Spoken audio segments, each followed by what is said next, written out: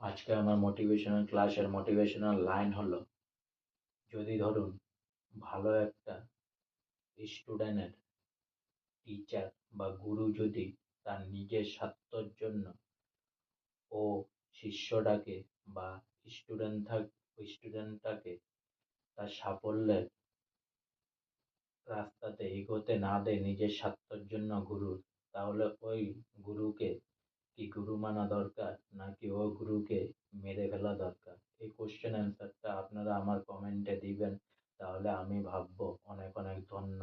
আর আপনারা আমাকে খুব ভালোবাসেন।